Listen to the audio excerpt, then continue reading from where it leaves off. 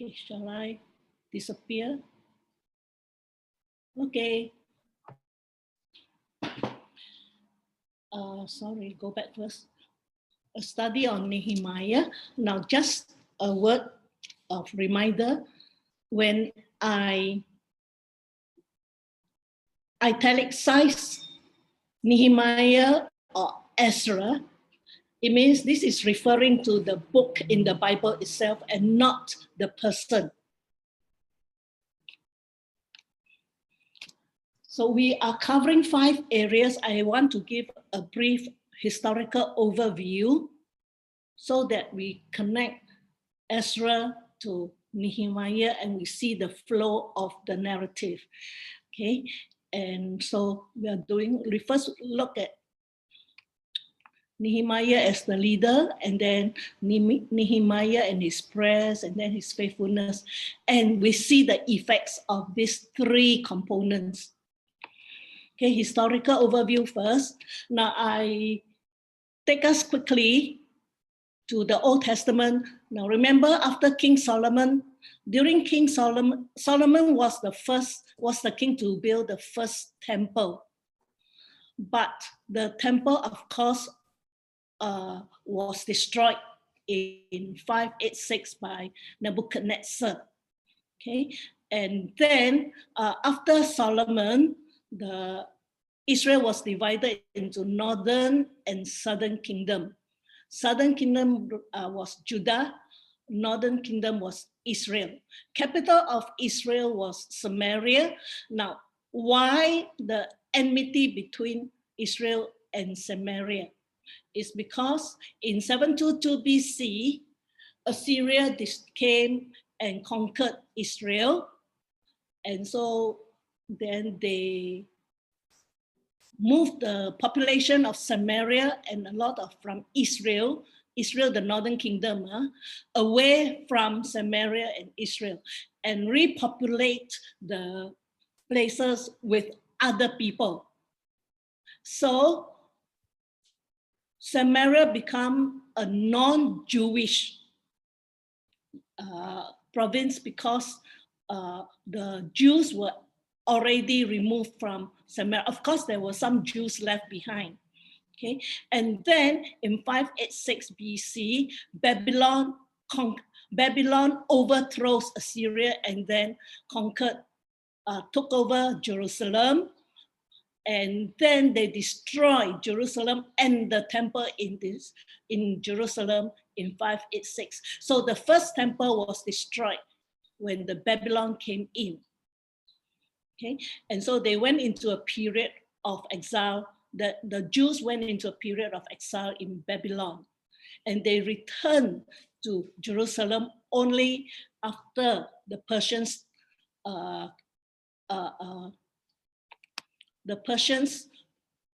drove out the Babylonians and ruled the empire of the Babylonians. Okay, and it was then they begin to construct the second temple.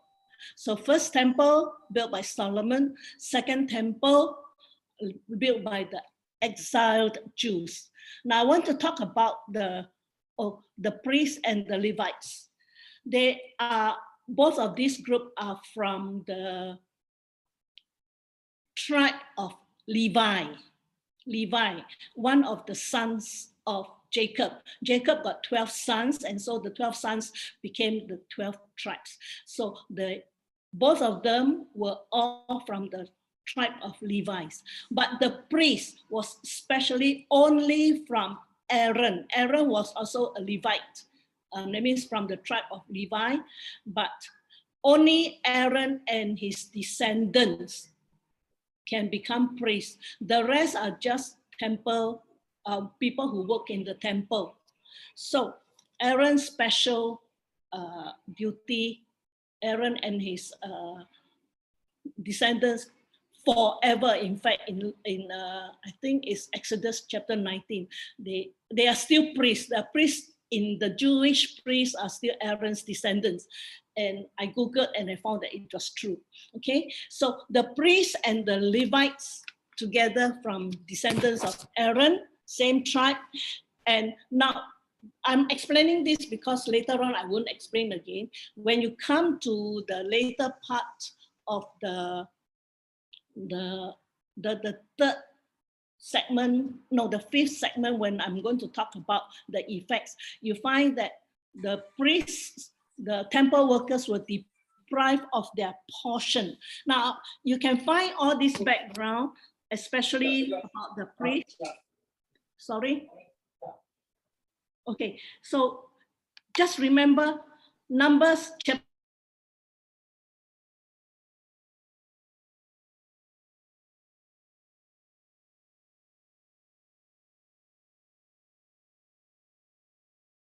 Kok Hua, you are unmute yourself, Kok Hua. You unmute.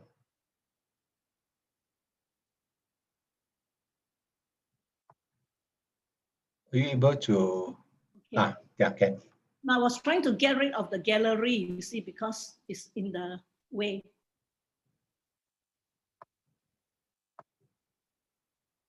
See, so I never mind, just a little bit. Can you see the full screen? Okay.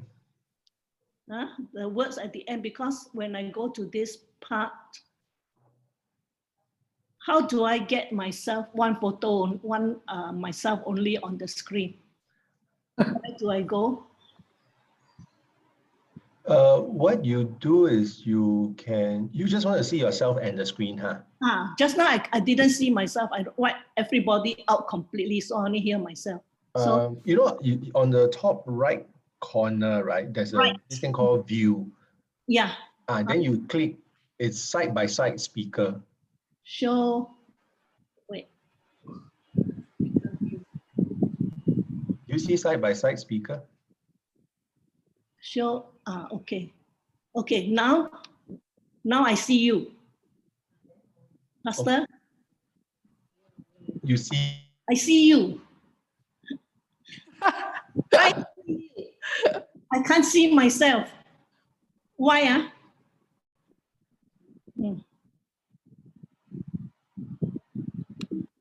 Never mind lah. Show active speaker. I'm the active speaker, ma. Is that Linda? Yeah. I see you now. Anyway, I'll just continue until I appear, okay?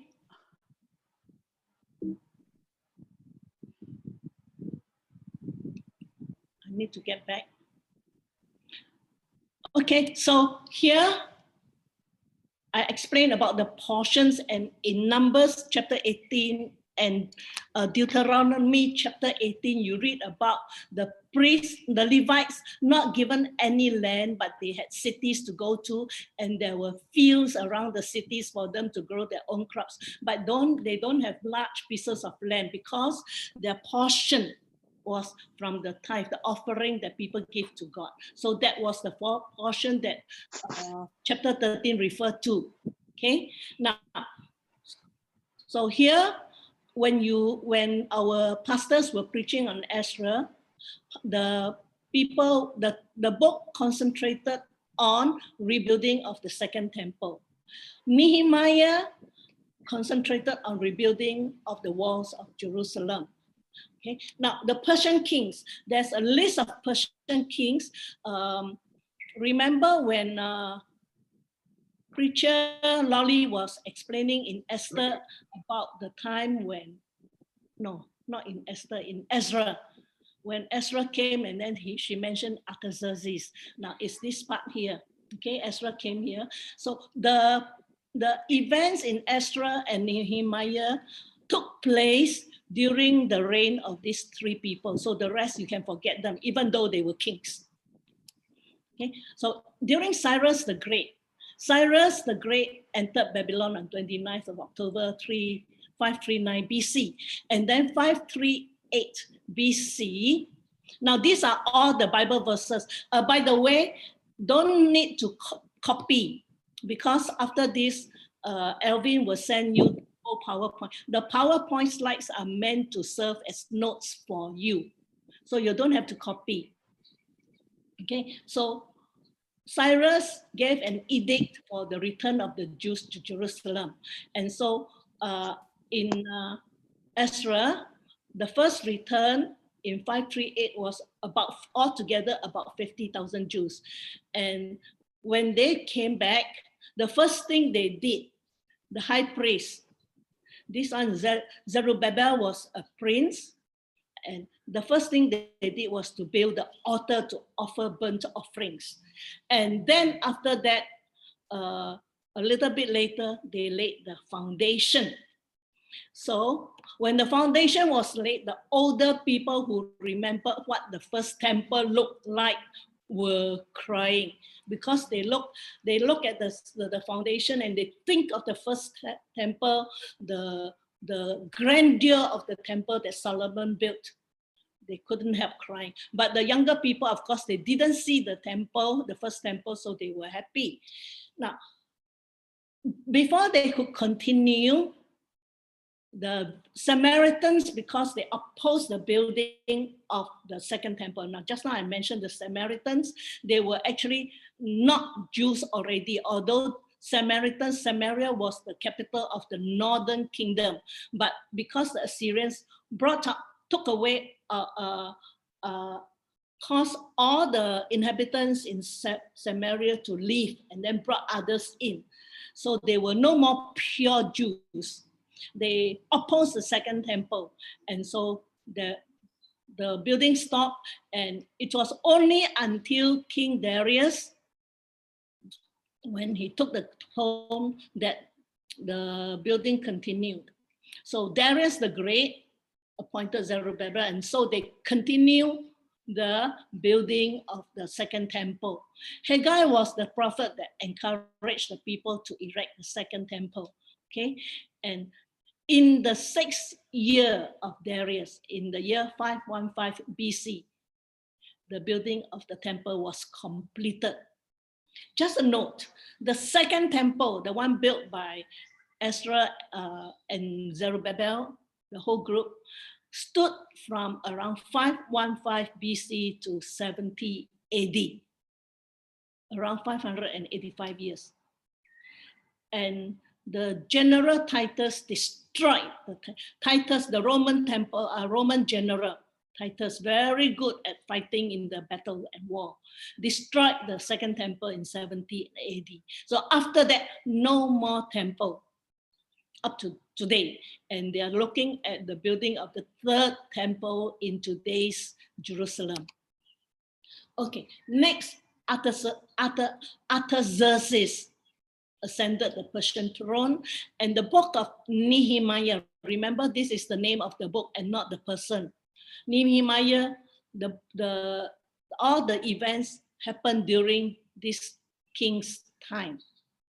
Even Ezra returned to Jerusalem in the 7th year of Artaxerxes, and Nehemiah returned in the 20th year of Artaxerxes, okay, with the third return. Okay, so now we go straight to Nehemiah, the leader. Now, OT books are not really all that hard. And as I was sharing with Pastor Kensing, I began to see, oh, it's very simple to understand Nehemiah. From the first 6 chapters, focus on building. So just remember, you want to know about the building, you read the first 6 chapters. Now, the next 6 chapters, because of the completion of the wall, the people were very uplifted. So there was this renewing of faith to God. They read the law and all this. We'll cover this. And then chapter 13, Nehemiah's correction of the lapses. He left and then he came back and he saw, oh, a lot of things happening. Okay, so who is Nehemiah? He was probably from the tribe of Judah, possibly from the descendant of David, so from the royal family. Remember when Nebuchadnezzar got the Jews to Babylon, he chose the smartest, the most healthy, the most good-looking young men. And so Daniel and his 3 friends were chosen to serve in Nebuchadnezzar's court. So probably Nehemiah could be descendants of that group of very bright and healthy and smart people who were in Babylon. That's why he was serving in the court of Artaxerxes. And not only that, he had a very important position as cupbearer. That means everything before the king drinks, and I think also eats, he will taste first to make sure there is no poison. Okay, so and Nehemiah was also a leader with a vision, and he took action to actualize his vision. And what was his vision? A fortified holy city of Jerusalem with her temple. Now, let us look at the characteristics of this leader. Some commentators say, in fact, the book of Nehemiah is a study on leadership. And when I went through the book, it was really true. First of all, he was a patriotic citizen. In the book, chapter 1, verse 2, some people came back from Jerusalem, and so the first thing he did was, I asked them concerning the Jews who escaped, who have survived the exiles, and concerning Jerusalem. That was his concern. So he was physically in Babylon as an exile, but his heart and mind was with the people and with Jerusalem. So when he heard the devastating news, he wept and mourned for days. See his concern for the people and the city. And then he continued fasting and praying before God. So in chapter 2, he was still serving as cupbearer. And one day the king noticed that he looked sad. Okay, so the king asked him, and Nehemiah said, the request, not for himself to be promoted, not for a raise of salary, not for anything, but if your servant has found favor in your sight, that you send me to Judah, to the city of my father's grave. That was his request. Okay, and he was a very determined, focused, and fearless leader. So in spite of challenges, there were a lot of challenges, Nehemiah was determined to finish the war, and he was completely focused, and nothing could distract him. And he was fearless in spite of all the oppositions and all the traps and all the threats, and also fearless in correcting the sinful practices of the Jews.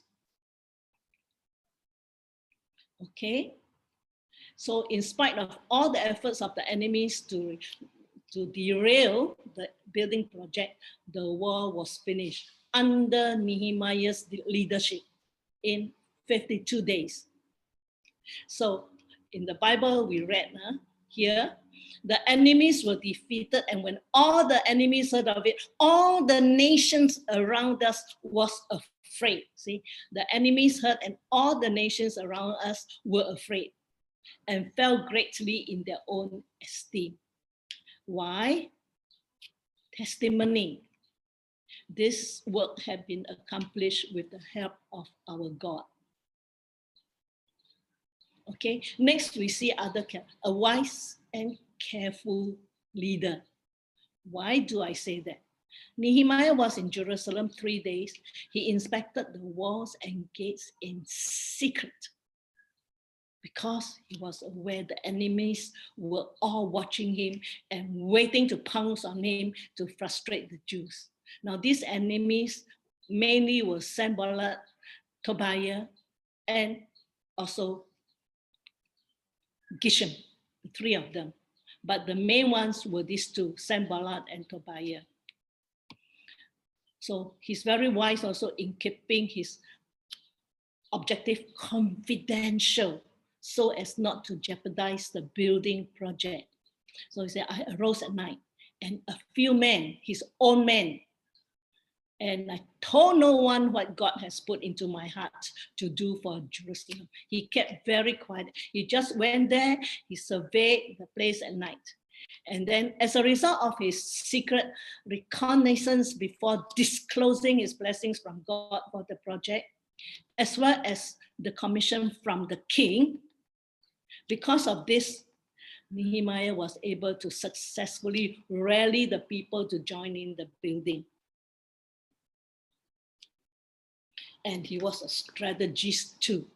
When I was thinking of this part, I was also thinking of the Chinese. I think many of you would have heard this Chinese strategist, Sun Tzu Bing Fa. Sun Tzu say, know yourself, know your enemies, 1,000 battles, 1,000 victories. So this was what Nehemiah was like, very wise strategist.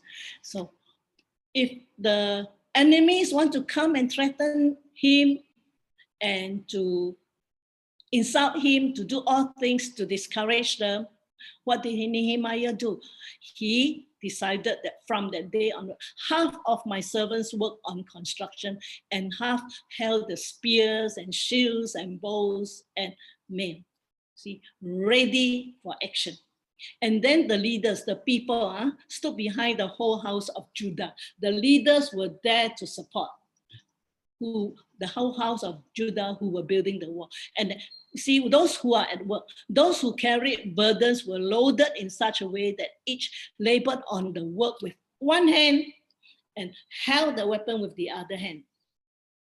And each of the builder had his sword strapped at his side. Then the man who had the trumpet to sound the alarm was beside me. So these were the ways he devised to increase vigilance and preparedness in spite of the threats. He didn't stop work. And Nehemiah told the people, our God will fight for us. And he's very alert and careful because not only were they threatening and discouraging the Jews, they were trying to harm Nehemiah. So they asked him, hey, come and meet with us. You know, the Persian king will be suspicious. So they accused Nehemiah of harboring selfish ambition of become king of Judah. They say, wait, the king hear about you, you're going to get in trouble. Come, let us meet and discuss what we should do. And they invited Nehemiah 4 times. Nehemiah was very smart, saw through their intention to do him harm. And he declined because he knew. See, why? Not so much to protect himself, but he was worried that if he fell into the trap, you see, he was worried for the building, not for himself. The progress of the building would be affected. See, a leader with a big picture and not concerned for self. So next thing is they bribed a prophet, Jewish prophet Shemaiah, and told Nehemiah, hey, your enemies are going to kill you. Go to the temple and hide. Now this again is a trap. Again, Nehemiah didn't fall into the trap. Nehemiah has a very strong sense of social justice and ethical practices. Now, like the OT, not OT, this one is still OT, like the pre-exilic Israelites, both in Judah and in Israel, there was this exploitation of the poor by the rich. It's all over the place. God and Jesus Christ himself, the poor and the vulnerable should not be exploited, but to be taken care of, should be protected, should be provided with what they need. But no, the people did the other way. So when there was this protest, Nehemiah's immediate reaction, I was very angry when I heard their cry and this was very angry, but he didn't allow his anger to control his action. Instead, he started thinking, I took counsel with myself. He began to think what I should do rather than burst into a diatribe in anger. Okay, So, and not only that, he had this sense of social justice and ethics, he also has the moral courage to correct such injustices. So he said, I brought charges against the nobles and the officials. These were the wealthy people, the powerful people who were exploiting the poor. And I held a great assembly against it. That means he called the people together and to witness and how he brought charges against them. Then he reprimanded the nobles and the officials. The thing that you're doing is not good. Ought you not to walk in the fear of our God to prevent the taunts of the nations, our enemies? Well, after all his scolding and his charges, the nobles quite say, we will do as you say. So they began to return the money that the poor owed them and whatever the debts, and they began to take care of the poor. Now, this is not easy, to speak against the powerful and the rich. But Nehemiah has this kind of moral courage. Okay, and he was also very self-sacrificial and generous. So you see, in the first place, he gave up a comfortable life in the king's court to go and face dangers and hard labor by working on building the walls. Oh, which one is easier? Of course, staying in the king's court, right? Got good food to eat, got good wine to drink, you are comfortable, you live in the courts, and you mix with the nice people, courteous people who dare not offend him, even if they were to dislike him, because he was by the king's side. So this was really very, very comfortable. It's like, in comparison, today you have we have prime minister, the powerful person, and then you work in the prime minister's office. Now, instead of working in the prime minister's office, you ask to be relieved and you go and work among the poor, to help the poor, to take care of the poor. A little bit like what our the young lady doctor was doing for the poor in Jalan Kukoh. Instead of working as a doctor comfortably, she went to some, what's her name? Can't remember her name. Begins with a P. Never mind. Priscilla, that's right. Priscilla. Yeah. So you see, Priscilla also gave up the cushy job of a doctor. She can earn a lot of money, and she can drive big cars, she can live in a comfortable home. But no, she rather to go and work among the poor. So imagine this kind of sacrifice Nehemiah was making. Thankfully, today we still have people who are like that. So he was 12 years as governor of Judah. But he said, neither I nor my brothers ate the food allowance of the governor. See, the governor was given extra food, good wine. But he said, no, neither I nor my brothers, those people who were with him, ate the food allowance of the governor. Instead of this, what did he do? And he said, I also persevere in the work of this war. He works with the people. And we acquired no land. Now, when he's there as a governor, I'm sure he could get land. Singapore is crazy over this, right? Even during COVID, property is also selling well. So he said, we acquired no land, and all my servants were gathered there for work. See, nobody is free. Even the leader, he was working with the people. That's why people will respect such a leader. And then not only he works with them, he said, moreover, there were at my table 150 men, Jews and officials, besides those who came to us from the nations that were around us. Can you see that? Even people who were not the Jews, but from the nations that were around us. Possibly even maybe there are some Jews there also. Now, they were at the Nehemiah's table every day, 150 men. What did he do? He said, okay, you go behind the kitchen and eat the food there, okay?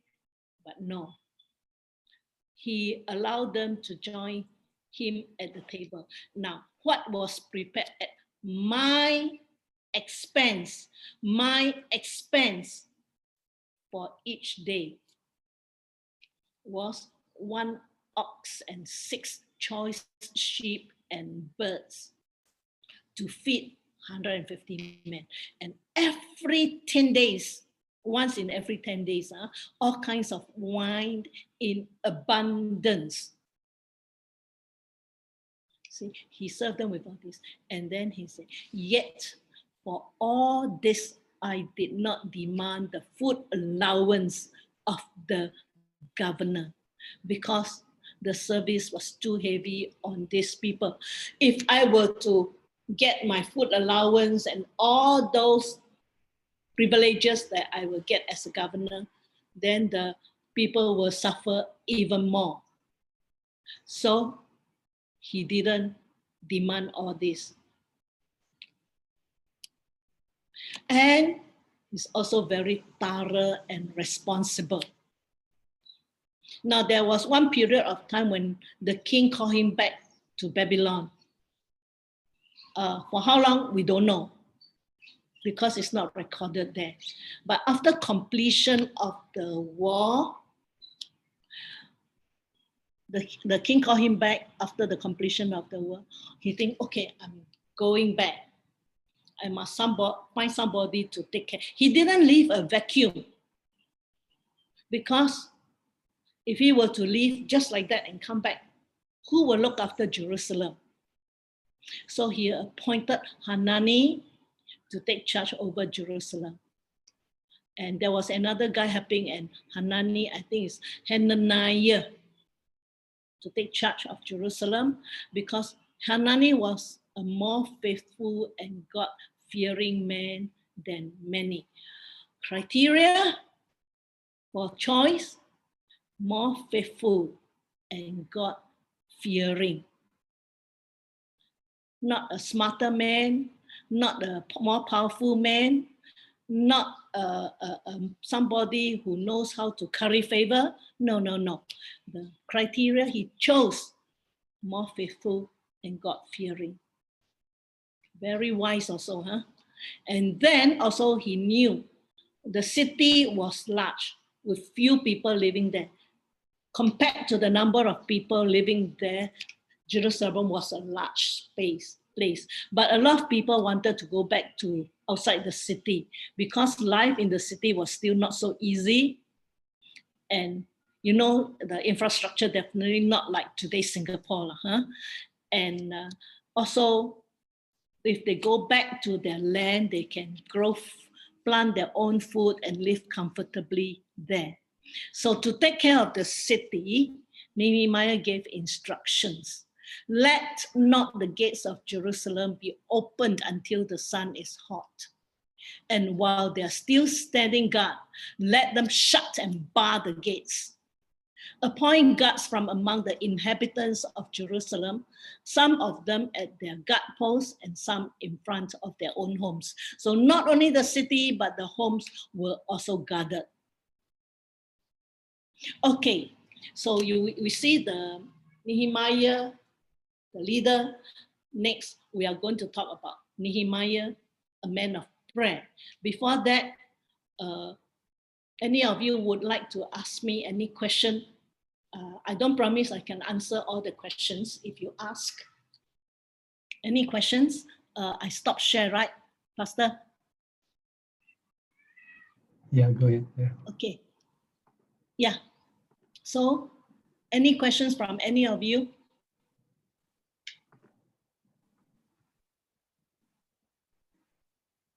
No questions? Just now you said that if Nehemiah were to collect the governance allowance, that will make the life of the people harder. Yes. Why would that be?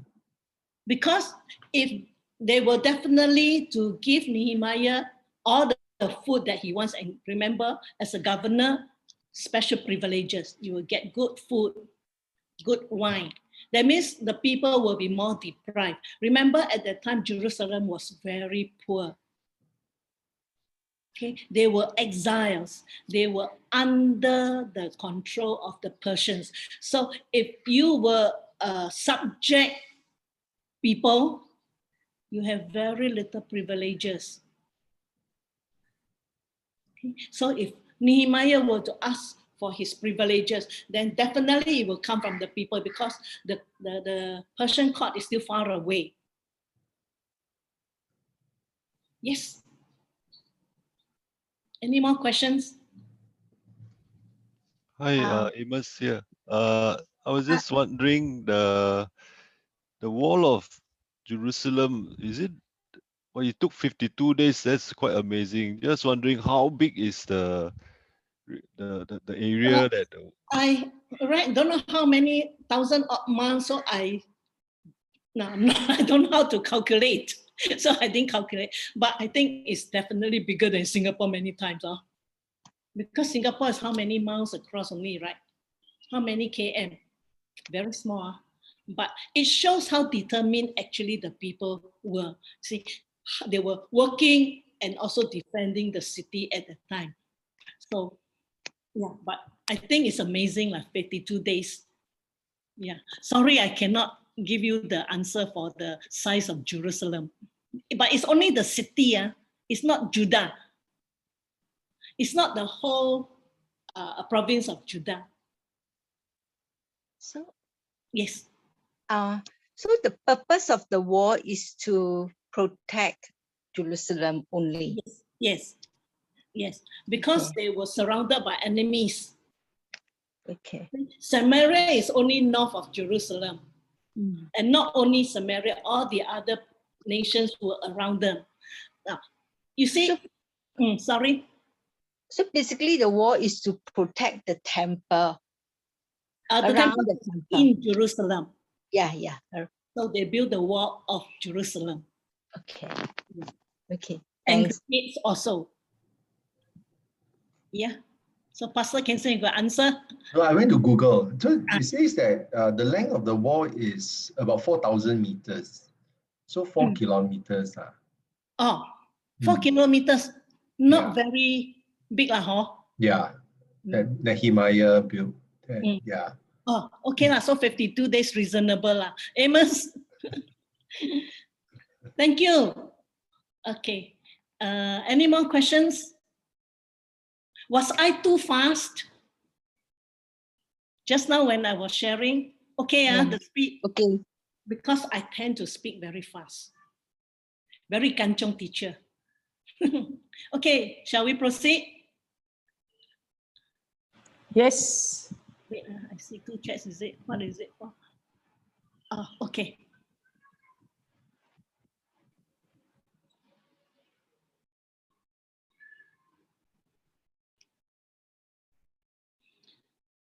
Okay, so Nehemiah, a man of prayer. Definitely, we have a lot to learn from this man of prayer. Now, a praying man is also a good leader, but because this prayer was quite significant, that's why I divided this from the leadership. Actually, Nehemiah's leadership was successful because of his prayer. He prayed a lot. Later on, we'll come across this mention of the longest prayer in the Bible. That is in the book of Nehemiah. Okay, so now many of us, Singapore very kanchong, right? We chiong. We got something to do, we go and do it. Right? But actually, and remember, Nehemiah was there with the king.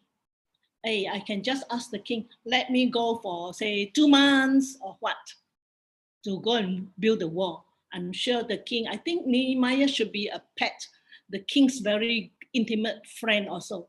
But he didn't jump into action. He reaches out to God first. So when he heard news about Jerusalem, the remnants there in the province who have survived the exile is in great trouble and shame. The people, the remnant left behind is in great trouble and shame. And there were some of them who went back with Zerubbabel in the book of Ezra, and with Ezra also. Okay, so Jerusalem has all these kind of people. What happened? The temple was already built up, but still they were suffering. And then the wall of Jerusalem is broken down and its gates are destroyed by fire. So Nehemiah's response, as soon as I heard these words, I jumped up, ran to the king, and asked the king for permission to go to Jerusalem. No, sorry. You see, I've got it written here. As soon as I heard these words, I sat down and wept and mourned, and I continued fasting and praying before the God of heaven. See, this is what we have to learn from Nehemiah. We pray first. Okay, now don't worry about this. I wanted to type this out because I wanted to highlight some of these parts. Okay, just to surface the significant portion of the prayer. For example, at the beginning, okay, I explained this in the next slide. The components of Nehemiah's prayer: he adoration for the immutable qualities of God, earnestness in prayer, very earnest, confession of sin for self and nation, recollection of promises of God, recognition of the dependence on God, the need to depend on God, and then to ask God for help for success with the king. So here it shows he called out to God, "Oh God, oh Lord God of heaven, and then great and awesome God," and all this. So he reminds himself while he was praying to God of these immutable qualities of God. Okay.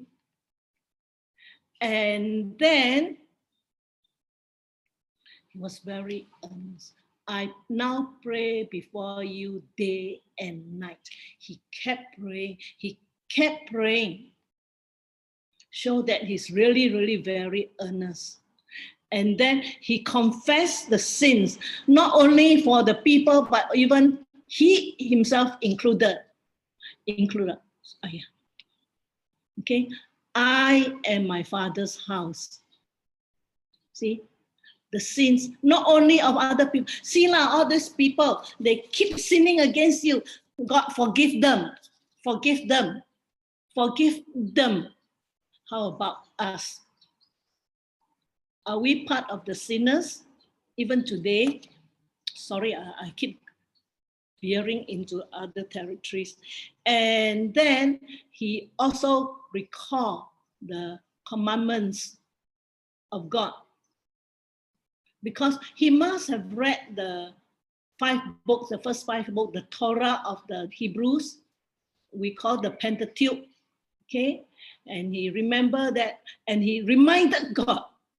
He said, "Though your outcast," God's promise, "if you return to me and keep my commandments and do them, though your outcasts are in the uttermost parts of heaven, from there I will gather them and bring them to the place that I have chosen to make my name dwell there." That is Israel, Jerusalem. And in humility, very unstable. So your servants, your people, okay, he recognized that they are dependent on God for success. "Oh Lord, let your ears be attentive to the prayer of your servant and to give success to your servant and grant him mercy in the sight of this man, that is the king. So you see, he didn't pray for God's protection for himself, for his family, for what? A very selfless kind of prayer. So these are the components. Next, we see that he has patience in waiting upon God. This is another thing that Singaporeans need to learn. We are very impatient. We are very productive people. We do a lot in a short time. How to wait? I don't know how many of us have waited for 4 months. Now he prayed from end of November, the Hebrew month, Chislev, to Nisan is about end of November, December to March or April, around that time. So it's about 4 months. He prayed and he waited. Now I'm sure in his heart, he must be very kanchong. The people are suffering. The walls are broken down. The gates were set on fire. So the whole city of Jerusalem has become very, very vulnerable to attack, and especially people who don't like them. So, but he still waited 4 months. I don't know if for me, someplace on fire, I think I will run there first. I don't know about you, but no, not Nehemiah. No answer from God for 4 months. Yet he continued to trust and waited. Very likely praying continuously. And so I added a note. Think 1 Thessalonians 5:17. Pray without ceasing. This was what I think Paul must have read Nehemiah. Pray without ceasing. Okay. And then he must be in the habit of going to God all the time in prayer, anytime, because he didn't expect the king to notice that he was very sad. So when the king noticed in Nehemiah chapter 2, 1-2, it was recorded that King Artaxerxes sensed Nehemiah's sorrow, even though Nehemiah had not been sad in his presence. So, of course, he would not deliberately portray himself as a sad person. But you see, the king was very observant, and he said, "Why is your face sad, seeing you are not sick?" This is nothing but sadness of the heart. Sadness of the heart. When your heart is sad, how can your face not look sad, right? And so the king asked him, "What do you need? What are you requesting?" Actually, for a cupbearer, they wouldn't need anything. So the king asked, "What are you requesting?" And what did Nehemiah do? "Oh, king, please send me to Jerusalem." No, he didn't. So I prayed to the God of heaven. See, he prayed to God first before stating the request. And also, he was very sensitive to the promptings of God. This shows that he has a very close relationship with God. And this is what will bring us sensitive to the promptings of God. In fact, the Bible also tells us not to grieve the Holy Spirit. If the Holy Spirit is prompting you something and you ignore, then slowly your sensitivity will be lost. So, but not Nehemiah. In 2:12b, the beginning, I told no one what my God had put into my heart to do for Jerusalem. And then later on, after the completion of the wall, He said, then my God put it into my heart to assemble the nobles and officials and the people to be enrolled by genealogy.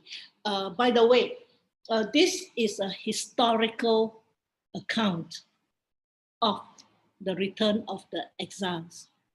Both Ezra and Nehemiah, historical account. So genealogy will be very important to keep a record of who has come and who has done what. Okay. Nehemiah also depended a lot on God to fend off enemies. He knows that on his own, he will not be able to do so much. He's got to build a wall. He's got to take care of the people. And then you have these enemies coming to him. So whenever Nehemiah feels the enemy attacking him, he calls out to God. Hear, O God, for we are despised. Of course, the Jews were very poor.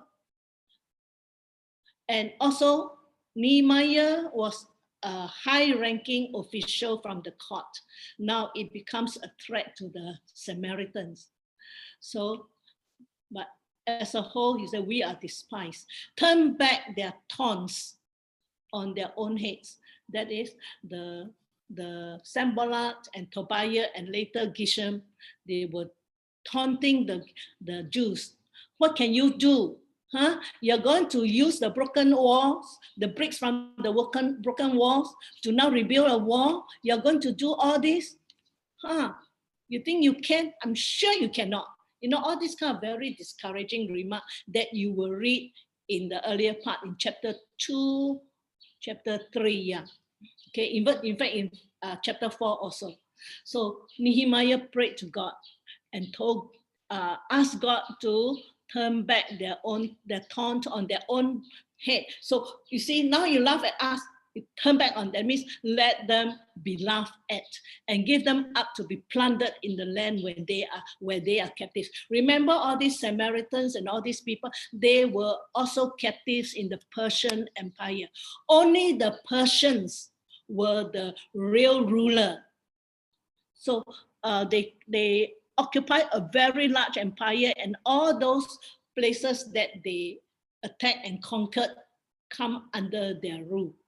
Okay, so Nehemiah said, we are reminded that they are captives. Do not cover their guilt and not let their sin be blotted out from your sight, for they have provoked you to anger in the presence of the builders. So he's praying that God will remember what the enemies were doing. And he appeals earnestly to God at every turn of the events, showing his complete reliance on God. So we have these 7 remember appeals to God.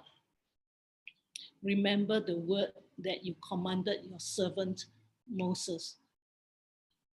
Remember for my good, oh my God.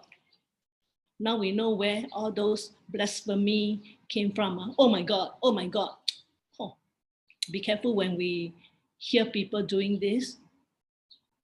We should not use the name of God in vain.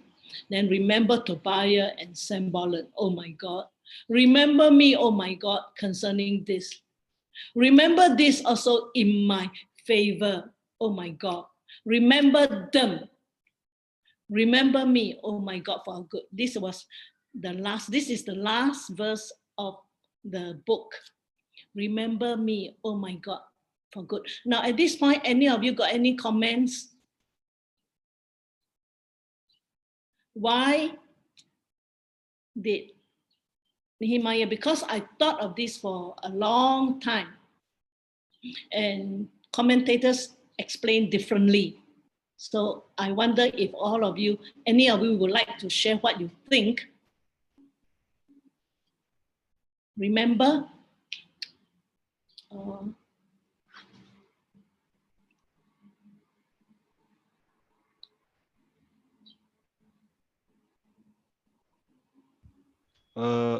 the only thought that come to my mind is the that one of the thieves on the cross that asked Jesus, "Remember me." Yeah, that's Yeah. the only thought that come to mind. Yeah, that's the also one Yeah. link, yes. But why did the thief on the cross ask Jesus to remember him?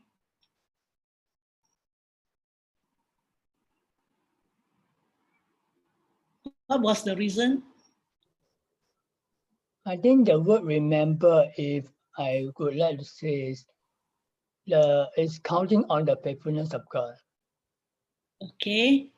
Yes, counting on the faithfulness of God. Thank you, George. Any more contribution?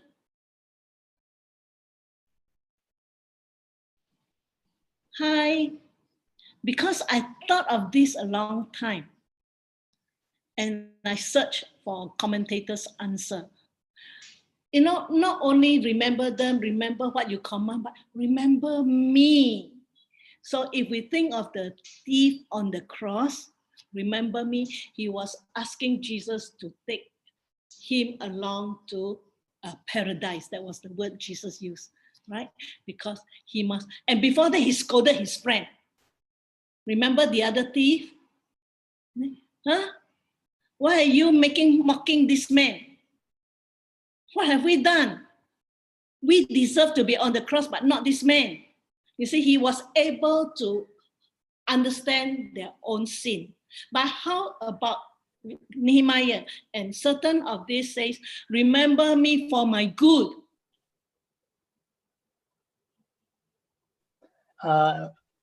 Deacon Guanghua, Yes. that's what I'm trying to say is that when you use the word remember, it's telling God that I'm relying on your faithfulness. Just as the thief is saying to Jesus, I'm relying on your faithfulness that you will take me there. Yes. So, but why does Nehemiah need to remind God, you remember me for my good? It's like, for me, lah. I mean, when you do something for God, you just thank God. I mean, I'm still learning a lot.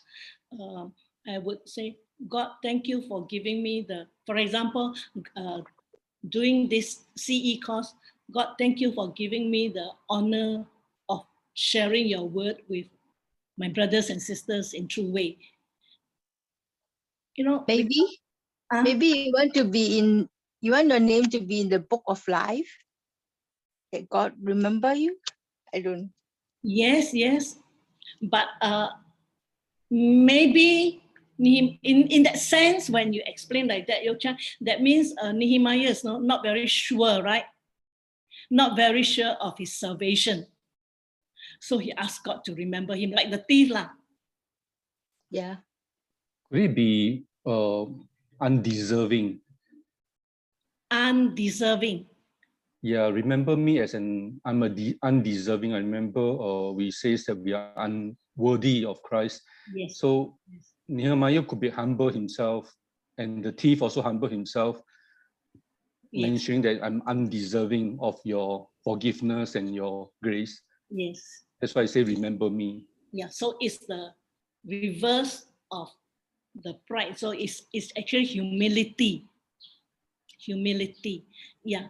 So actually, I did think about this quite a bit. Okay. So anybody else got any other ideas to contribute? I feel that sometimes, I feel that maybe he feels that God is his only hope. You know, when you don't have God, God, if you don't remember me, I have no more hope. Okay. So God is our hope and our refuge. Thank you. Could it be also that he already tried his very best? I mean, he already, let go his governor post, go all the way down to do whatever he can to lead, and I just hope that God remembers him. I mean, for all that he has done. But remember, I try my best already lah. Yeah. I cannot do any more. I try my best already lah. Huh? Yeah. So please remember this part. Yeah. Thank you. Wow, that's good. Any more? Okay, so maybe Nehemiah loved the people. He loved his own tribe of people, ma. Yeah. So he was still caring for people. So he asked, when he asked God to remember him, he knows that God knows the desires of his heart, Okay. which is for the people. Yeah. Wow, yes, God knows the desires of his heart for the people. In fact, he's God's chosen people. Yeah. Pastor Ken Sing, very encouraging. Any more? Thank you for helping me to clarify my own. Just one more. Just maybe you were just wondering. God is so busy. He may miss him out. Yeah. Old Testament. So many things that God will be busy, and so many things that he And asked so God many, to. miss some more. Yeah, and also one more word about the word remember is, when in the book of Genesis, when he built the rainbow, was to remind God, hey God, about this. So it's some significance to let God know that please remember, don't flood the earth again or something like that. Yeah. So in case God is forgetful. Okay, thankfully we have the New Testament to help us, Paul to help us to know that God is not forgetful. Yeah. And of course the Psalms also. Yes. I think I when I read the Nehemiah, I think when the king asked him about why he feels sad, and then I think he was able to utter a very quick prayer to God. Yes. And I think that, like what you shared, I think Nehemiah has got a very close relationship with God. It's just like he's so free to be able to tell God everything. It's just like God is his heavenly Father, and he just pour his heart out to him. He can talk to him. Of course, he definitely know that God will remember him. But it's just like a son talking to a father, and so I think that's the closeness of a relationship that he has with God. Yeah. So your son often said, remember, Daddy, afterwards, you buy lunch for me, although he is sure that the daddy will remember. Okay. Any more? Wow, thank you for this one. I wanted to say, wanted to say, just as because you have pointed out, right, when Nehemiah prayed this, remember me, it wasn't, so he uses the same word with regards to the enemies of God as well. Yes. So we see that certainly the emphasis or focus would really be, in some sense, trusting that God will judge rightly. Yes. Right? Because to those who have trusted in him, he will reward accordingly. And then to those who have, willfully opposed them, they will also get their judgment. So I think it's really in that portion. That means it's interesting because he didn't say reward me, reward me for all their good, right? Yeah. So it's really a posture of humility and also trusting that even if I think these are good works, in the end, God sees it clearer. Yeah. So I think it's really that kind of posture. Okay. And In Singaporean term, it could be don't sabo me. In army, we always say we do a lot of things for the army, then we say don't sabo me. God, don't sabo me. Well, you see how human we still are, right? We learn to interpret a lot of things from our own point of view. Yeah. Okay. Shall we go back? Actually, we still, not bad, the timing. Okay. Right. So this is very interesting. I don't know whether the pastors will be preaching on this. Okay, the next part. Nehemiah's faithfulness and courage. Now, this faithfulness and courage will be in relation to the work that he's doing. Okay, and he has enough faith in God to know that God is on his side. Faithfulness to the land of his ancestors. He has this kind of faithfulness. He, remember earlier on in one of my slides, I say he's just physically in Babylon, but his heart and his mind and actually his whole concern was for Jerusalem, the people in Jerusalem and Judah. So that's why he has this intense desire to know the latest development in Jerusalem. It's just like when 9 o'clock comes, I must switch on my TV just before 9 o'clock, because I have this intense desire to know the condition of the COVID situation. I hope the number of new patients will be lessened every day, but looks like not happening. Okay, intense desire. I don't know about you all. And then over your chat groups, do you find a lot of discussion about COVID? Real news and fake news also?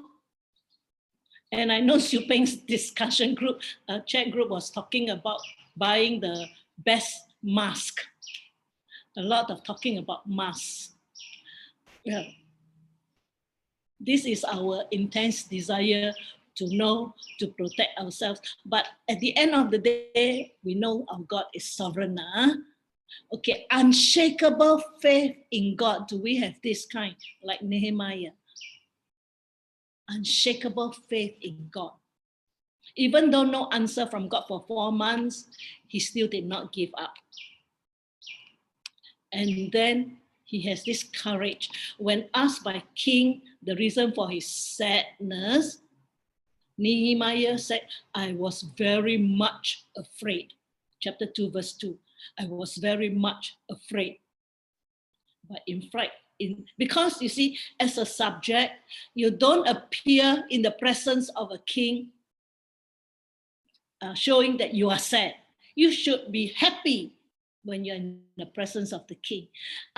Just like Paul told us, rejoice always. Right? In the presence of God, because we are all in the presence of God, we rejoice. But of course, we can feel sad, and our God is a very, very understanding God, but not a human king. So he was very afraid. But remember, he uttered a prayer to God, and then he remained calm and communicate the request to the king clearly and coherently. And he even asked for a letter to one of the governor of the province to provide wood for the building and provide protection for his journey. He was able to think of all this at that moment. And he looks to God as his enabler. You see, to counter, there was a lot of verbal attacks, psychological attacks from the enemies, but it's okay. Yeah, you can say what you do. Never mind, because my God, the God of heaven will make us prosper. The God of heaven will make us prosper. And we, his servants, will arise and build. But you have no portion or right or claim in Jerusalem. So you shut up. Because there's nothing to do with you. Okay, he looks to God. We have God. And when the Jews, the courage and commitment of the Jews now, not all, the Jews are not like Nehemiah, no? So calm, so courageous, and perhaps they are not as sure of God as Nehemiah. So when the Jews' courage and commitment to the building of the walls begin to falter because of the enemies, Nehemiah encourages them with a reminder of God. Do not be afraid of them. Remember the Lord. Remember the Lord, who is great and awesome, and fight for your brothers, your sons, your daughters, your wives, and your homes. So brothers and sisters, with COVID, let's borrow from what Nehemiah told the Jews. Do not be afraid of the virus. Remember the Lord who is great and awesome, and will take care of your brothers, your sons, your daughters, your wives, your parents, and your homes. God is sovereign. He decides. So we do not have to be afraid. So we learn from Nehemiah. Okay, and also his faithfulness and courage were manifested through the manner he responded to the lapses formed in his absence. When this one, okay, Nehemiah was called back to the Artaxerxes court when after 12 years, he went back for a while. Then when he came back, wow, the Jews were naughty again. So he found out that Tobiah was allocated a large chamber in the temple to stay. Now remember Tobiah, the Ammonite enemy. And he was given a large chamber in the temple to stay in. By who? By the high priest, Eliashib. Why? Eliashib wanted to make friends with the enemy, Tobiah, and one of his sons was, they were related because I think the son was had the daughter, married the daughter. So they are Chinjia. Okay.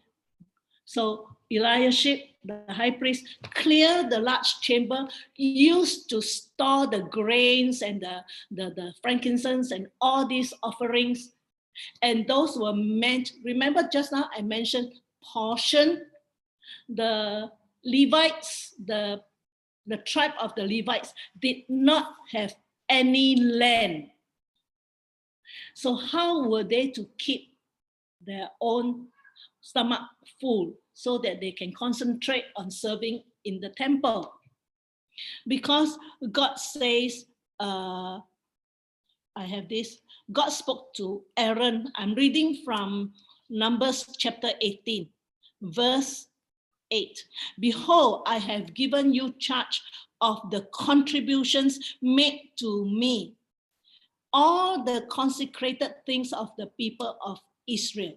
I have given them to you as a portion. That was what the Levites will get. I have given you a portion, and to your sons as a perpetual due. So this large chamber was meant to contain all the grains and offering and all this. And it will be a portion for the Levites so that the Levites do not need to starve if they serve in the temple. But no, Eliashib cleared the chamber and give it over for Tobiah when he visits Jerusalem to stay. Free hotel. Nehemiah was very angry. How can you let an enemy into our sacred place? This is our sanctuary.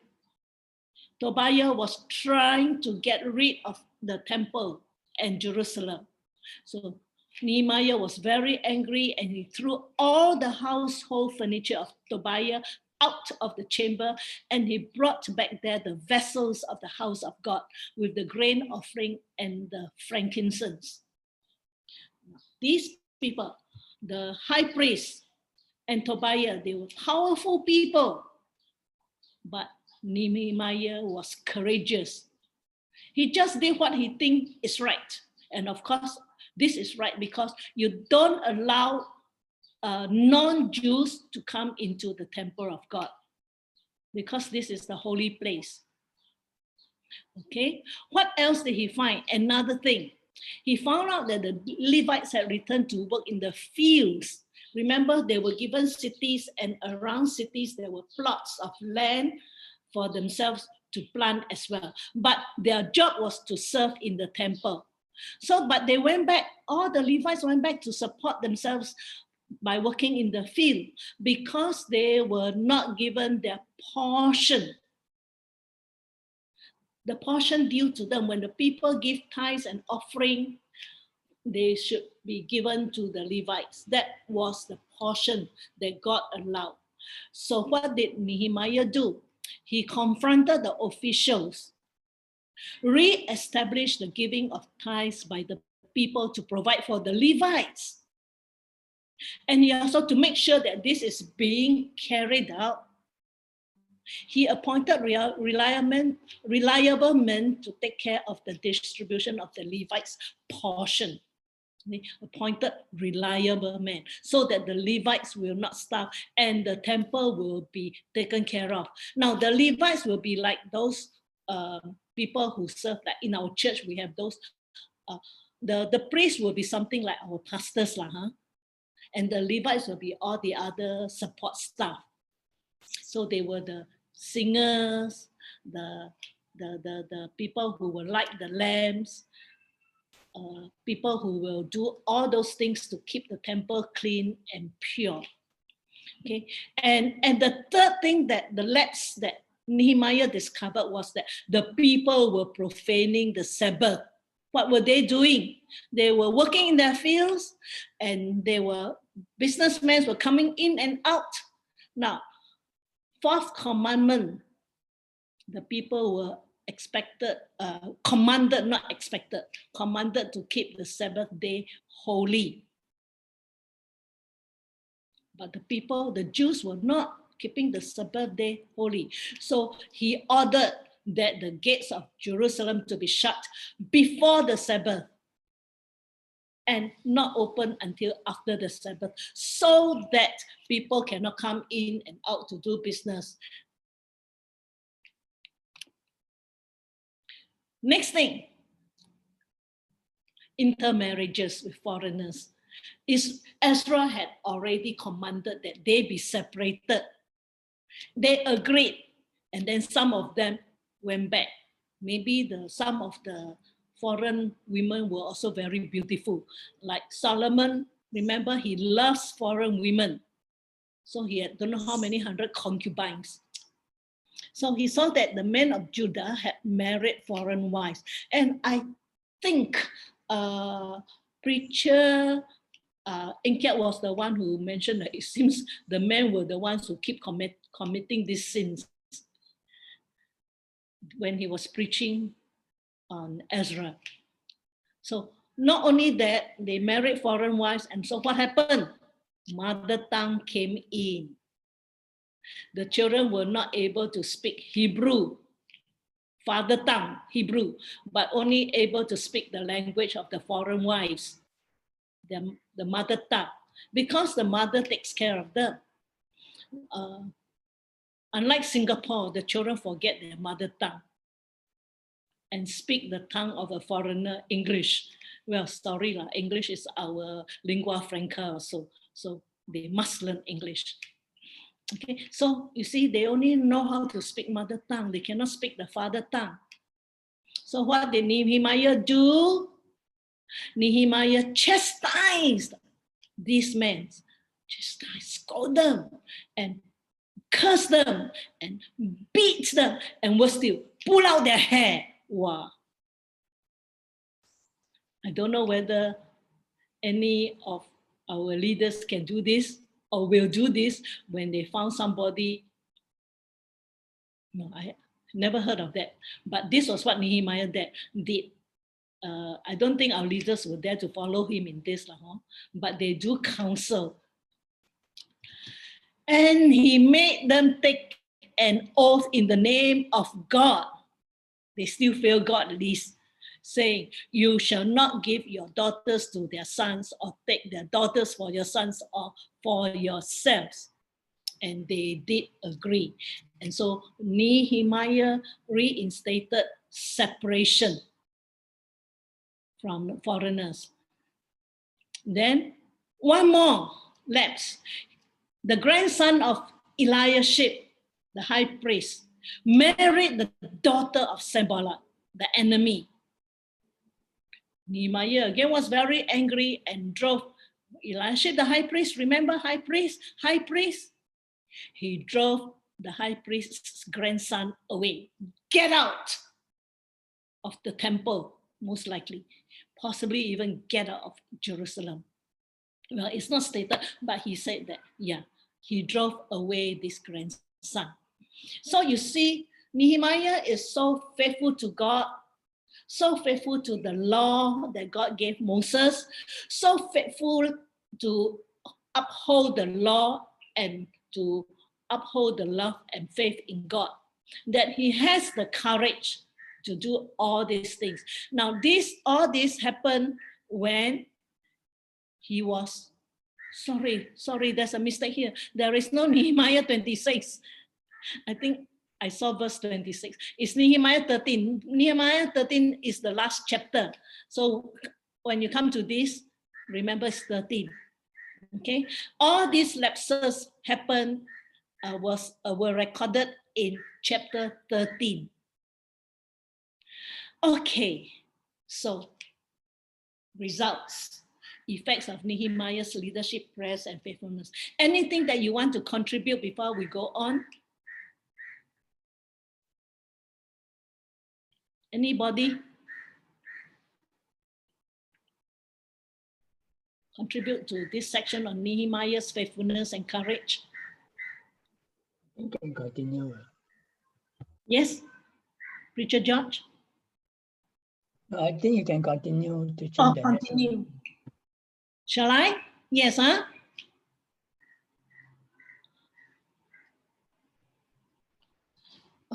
Okay, what are the effects?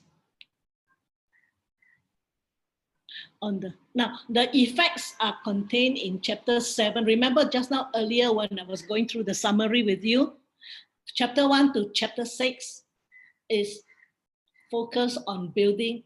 Chapter 7 to chapter 12 is on actually the effects. Okay, the effects after the walls were completed. So if you want to read Nehemiah, just like, okay, chapter 1 to chapter 6, I'm focusing on the building of the walls. And what is the result?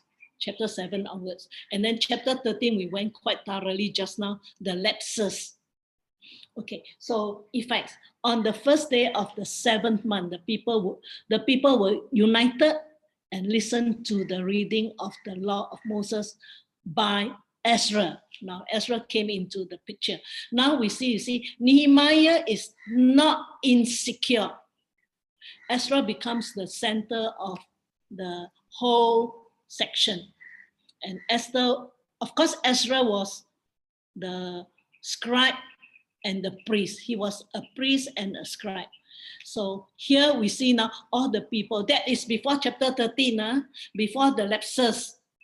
All the people gathered as one man. Just like our song, one people, one nation, one Singapore. So the people, one nation, one man. And then the people listened attentively to Ezra read from the book of the law of Moses. Ezra wasn't teaching like that. He was reading. And the law of Moses referred to the first 5 books in our scripture today. Genesis, Exodus, Leviticus, Numbers, Deuteronomy. Can you sit down, one sitting, and read these 5 books, the book of the law of Moses? From early morning until midday. Now, the people most likely were standing there. Early morning, okay, using our local time. Early morning, what time is early morning? 7 o'clock till midday, 12 o'clock. 5 hours. When we attend our Sunday service, wow, 1 hour already. Wow, still not finished. Wow, 1 hour, 15 minutes, still not over. Wow, 1 hour, 30 minutes.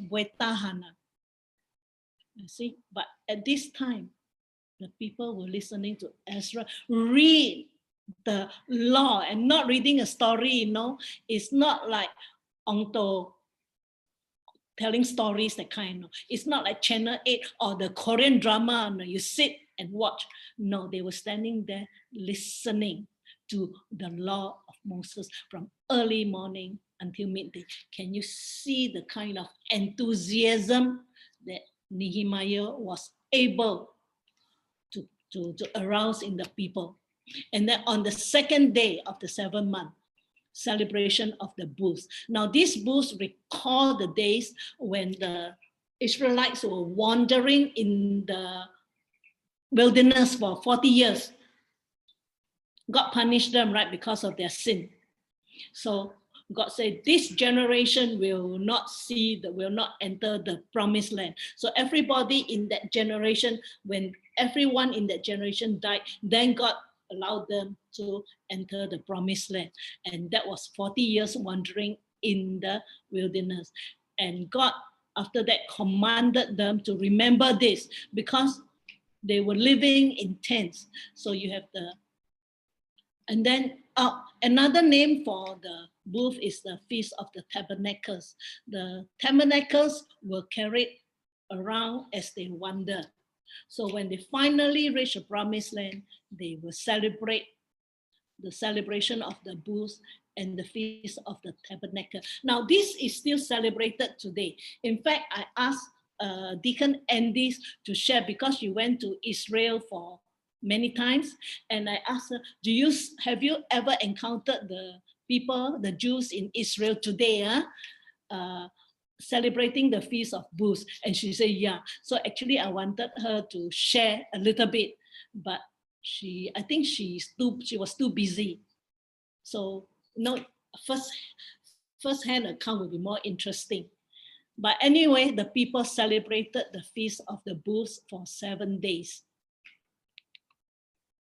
And then on the 24th day, they agreed to be separated from their foreign wives. And they fast and pray. So the people of Israel were assembled after fasting. They were fasting. They were wearing sackcloth with earth on their heads to show repentance. And the Israelites separated themselves from all foreigners. And they stood in their place and read from the book of the law of the Lord their God for a quarter of the day. See that? And then for another quarter of it, they made confession and worshiped the Lord their God. Now, chapter 9, verses 6 to 38, the Israelites prayed, led by the Levites. Most likely the prayer was written by Ezra, possibly together with Nehemiah, but it wasn't stated. But because Ezra was the scribe, most likely he would be the best person to write this prayer. The longest prayer recorded in the Bible. If you have your Bible with you, I give you 2 minutes to turn to chapter 9, 6 to 30, verses 6 to 38, and quickly browse through. Yeah, we have time.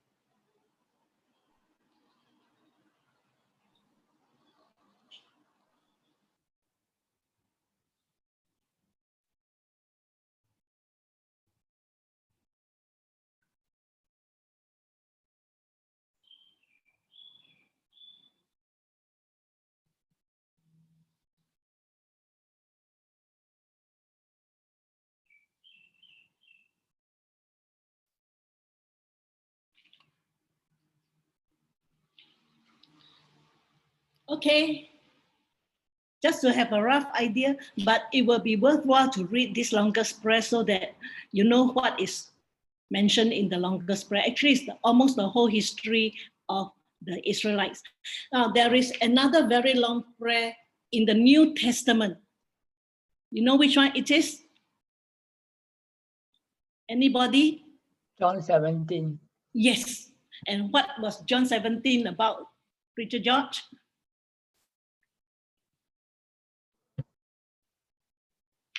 Jesus' prayer.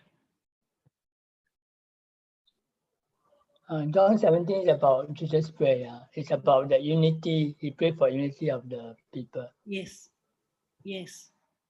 A lot of, he prayed to God that I in you and you in me, and may the people might know the people will also be abide in me and all this, right? And to love one another. Is that the longest prayer in the New Testament? I think should be. I think so also. Yeah, the whole chapter is Jesus' prayer. Yes. But it's shorter than this Nehemiah chapter 9. Huh? Okay.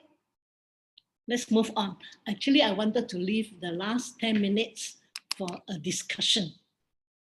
Okay, what else happened after Nehemiah's leadership? They renew the covenant and they seal it. They sign. And Nehemiah's name was first because actually he was the person who really was leading. And then all the people also, you have the whole list of people, I don't know their names. Okay, and also another effect on the people was they agreed to keep the obligations of the covenant. So the people enter into a curse and an oath to walk in God's law that was given by Moses, the servant of God, and to observe and do all the commandments of the Lord, our Lord, and his rules and his statutes. That means to be fully obedient. Follow everything that the law states. So remember the Pharisees in the New Testament? Yes, they were so attached to the law that they forget the spirit of the law. And they even rebuked Jesus for healing on the Sabbath. The spirit of the law is very important. So, but because these people sign and agree to keep the law. So people like the Pharisees went to the other extreme. Okay. Then the reading of the law, the celebration of the Feast of Booths, and the confession of sin and recollection of God's providence and grace, the sealing of the covenant, all these have served to unite the people as one, to affirm separation from foreigners, to preserve the purity of the race, the nation, and to renew their commitment to obey all the law required of them. Then there was this, after that, they dedicated the wall. With the wall completed and Jerusalem fortified, Nehemiah's final act of showing his gratitude to God culminated in the dedication of the wall. So in chapter 12, we read that at the dedication of the wall of Jerusalem, they sought the Levites in all their places to bring them to Jerusalem to celebrate the dedication with gladness, with thanksgiving, with singing, with cymbals, with harps, and with lyres. It's a little bit like our National Day celebration. Okay, this is what I want us to discuss. We got more than 50 minutes. Now, just remember this. The return of the Jews from exile, I can't remember which commentator, but I noted this. I just copied this and without writing the name of the commentator, so sorry. The return of the Jews from exile would have been of little value if the people return to their old ways. It was crucial to rebuild Jerusalem on a foundation of social justice and ethical monotheism. That means only one God. Had Ezra and Nehemiah failed in this mission, the Jewish people may have disappeared 2,500 years ago. Now remember, this took place in the 5th century of before Christ. Okay, 5th century BC. That 5th century will be 500 years, and up to now, 2,000 years, so 2,500 years ago. If they had not this, you can build up the wall, you can do the gates, you can build the temple, but without social justice and ethical monotheism, they would have disappeared. Okay. Now, the reason for their exile was because there was no social justice, maybe. The wealthy and rich were living in big houses, eating all the good food, and the poor was suffering. So they were very unethical. They make sure they squeeze every drop of blood from the poor. Unethical. So without this social justice and ethical monotheism, the Jewish people may have disappeared 2,500 years ago. Think about this, and then I will stop this sharing screen and we'll discuss this. Do you agree? Why?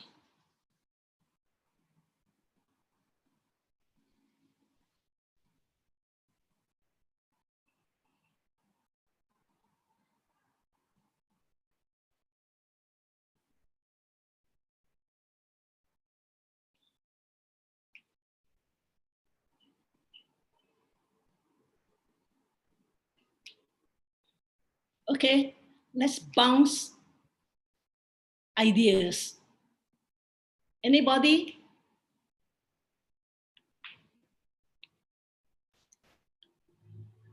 Hey, Kaka, just share. These questions should be answered by the pastors. Okay, pastors take the lead first then. Or elders, Elder Chiseng.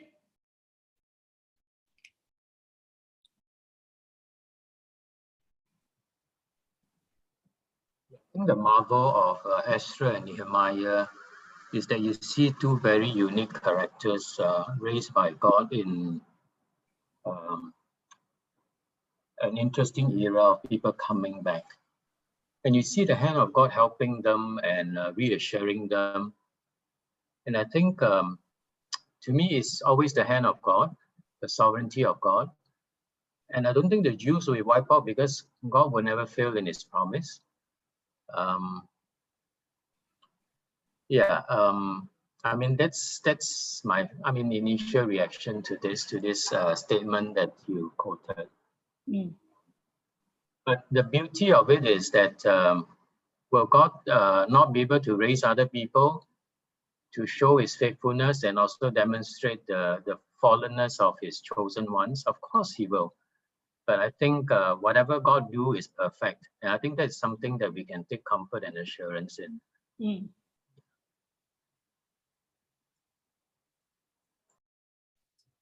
You know, I always view the sovereignty of God and the free will of man as a chess game. I read it somewhere that whatever move we make, God always have the last move, and God always win at the end of the day. So I can't agree with Elder Chi saying, well, God's purposes will always prevail regardless of how man may feel.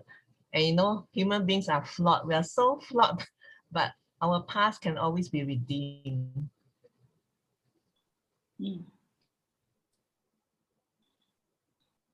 Apart from the last statement about the Jews will be completely wiped out if they don't focus on social justice and what's the next one? Social justice and ethical monotheism. One God. Yeah, okay. I mean, beside the part about being wiped out, of course, we recognize the hand of God in orchestrating all these events. There is also a valid point to see that the single-mindedness of the whole nation is important. They need to get back to knowing this true God and also exercising what God desires of them to have is that social justice among themselves.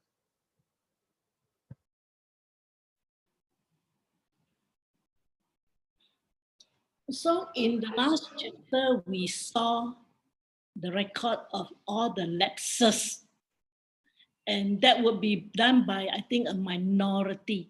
What if it spreads like before the exile?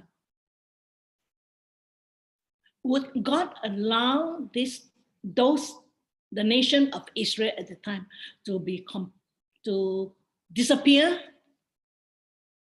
Because God could always raise children for Abraham out of the stones. So, would it be possible for the Jews, the Jewish race, the nation to disappear completely? Because it looked like at that time that they were still sinning a lot. You see, they even deprived the Levites of their portion, and it's done by the high priest. So it will filter down this kind of action. I'm thinking, the reason why they went into exile is because they ran after idols, right? So that's against monotheism. Yes. And there was a lot of social injustice before they went into exile. Yeah. And so I think it's important that, now that they are back and they restore the temple and the wall, that these two important foundations, and that is, one God and showing love to neighbors. So again, it's the vertical relationship and then the horizontal relationship cannot be separate. Yeah, it is very vital that these two foundations are put in place. Yeah. And I think God will raise people, to make sure that his people will worship him alone, and his people will show love to neighbors. And that's why God raised Ezra and Nehemiah. Yes. I think God will not wipe out his people because, right, his Messiah will come from his people. Right? If God were to wipe out Israel, where is Jesus going to come from? No, so actually that's why the intermarriage is so God is so dead against. Because if there's so much in the marriages, right, then the whole Jewish nation, truly disappear, It's just like the Samaritans, right? Because the Samaritans were like Jews mixed with other people, mix, then mix blood, yeah. So that's why I think it's important that the Jewish nation is intact so that the Messiah will come from God's people. Yes. And also, perhaps the Jewish DNA will not be contaminated like at the beginning of creation, right? They were made pure, perfect, and then slowly all the sin has caused the DNA that God puts into human beings to be contaminated. So imagine one day no more Jewish people because of the intermarriages. And it is very possible if God had allowed that to happen. Sorry. Yeah, Pastor, correct me if I'm wrong, but in the genealogy of Christ, there is still Ruth, right? In that Ruth is not a Jew. Yes. There were so two. That is also considered intermarriage, right? Pastor? Yeah, it's intermarriage, but remember Ruth say, your people will be my people, your God will be my God. Yeah. And I think even Ezra, right, Ezra did an investigation. Those foreign women who is willing to embrace God as their God, they can continue to remain in the marriage. It's those women who like insist that no, I want to still embrace my idols. And then Ezra say, then better leave. Yeah. Okay. So it's more like, yeah. So it's not so much as the race of the person. It's more Yes, like it's not so much. It's your loyalty to Yahweh. Yeah. Okay, thank you, Pastor. How about the rest?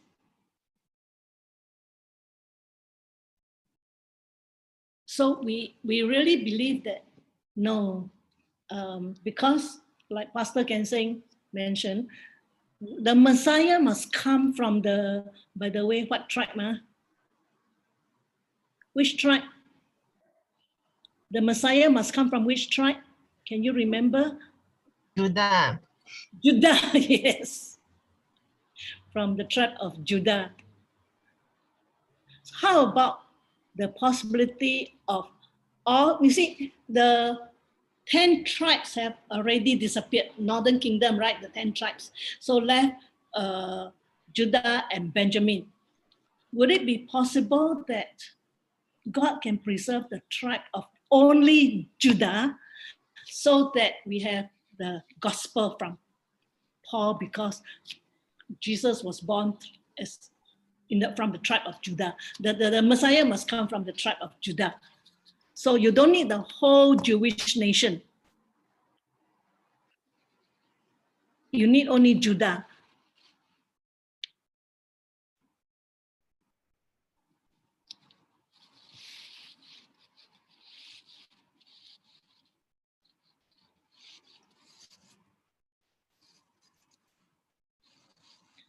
And I read somewhere that the tribe of Benjamin has disappeared. Was it? The tribe of Benjamin has already become extinct. Or maybe I remember. Not fully. Huh? There is a passage in the Old Testament where the Benjamin almost been extinct but did not get No, extinct. but today. How about today? I thought I read somewhere when I was just going through, searching, enjoying myself, and I really enjoyed myself a lot. I don't think so. Benjamin, even now, is been extinct, and the Lord will still preserve the 12 tribes. So the 12 tribes there will be remnants from all the 12 tribes. I think there's a fundamental difference between that. That's why when we think about theology, there needs to be a difference in how we understand certain concepts. First, with regards to the nation of Israel, because there's a difference in the Old Testament and in the New. Yeah, so we always begin with what we call God's faithfulness, right? So what God had promised in the Old Testament, it certainly came to pass, and that's how Jesus is the fulfillment of all those promises, right? So it's really interesting that as we've shared, it's certainly not because of ethnicity itself, because even in the Old Testament, there were people who, that means they chose to follow Yahweh, right? So they will be circumcised. So, and even during the time when, in the time of Exodus, they followed the Israelites out of Egypt because they chose to be part of, like, under the covenant, so to speak. Yeah, so that's something very important. That means in the Old Testament already, while revelation was revealed through Israel and his prophets, but it never meant that they were the only favorite now, in that sense. That means there were other people group who could always be saved, right? Yeah, so that's something very important. So when it comes to the New Testament, we see that there's certainly a distinction, because there were Jews, they are ethnically Jews, they would have resisted. In fact, they were guilty of crucifying the Messiah. So certainly, though, they would have been people who would not be in the covenant, right? Because they are seen as covenant breakers, and so they will not be safe, so to speak. And over time, certainly, with all of how things have changed, there would be very, very few that you would say are what we call ethnically pure Jews. And that's where the issue begins, because if only the 100% ethnically pure Jew is someone special, then we will run into problems, because it is no longer the basis.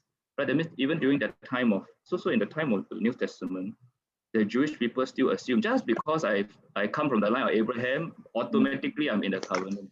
But Jesus had very strong words about they must not go that way, because that was never in the first place the basis of how they are to be right with God. It was always through submission or through obedience, through what God would have revealed through the prophets. Yeah, so and of course these days there's some political things about the nation of Israel, but we'll not go there for our purposes today. Yeah, but otherwise that's something very important to understand. That means even in the Old Testament, it was never an issue of just the race or the ethnicity. Yeah.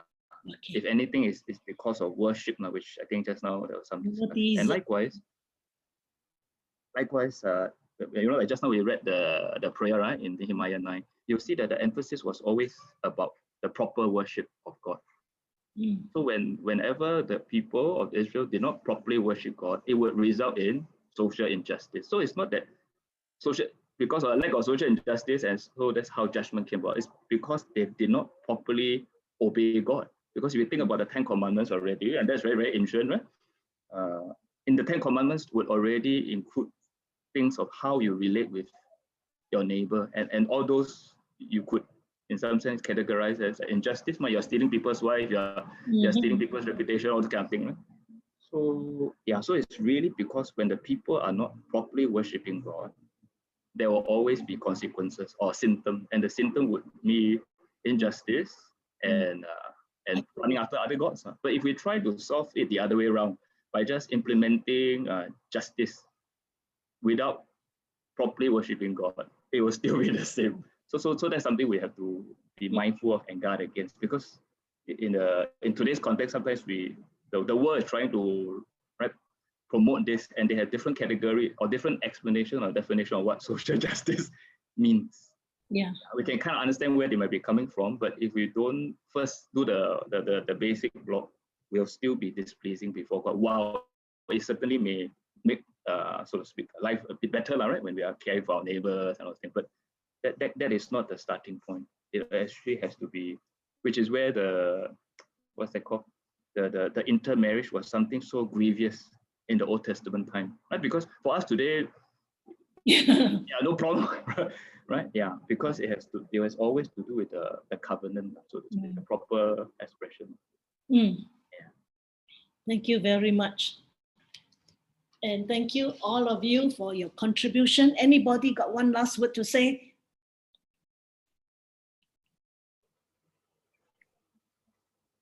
I think one last word I can say is that we really need to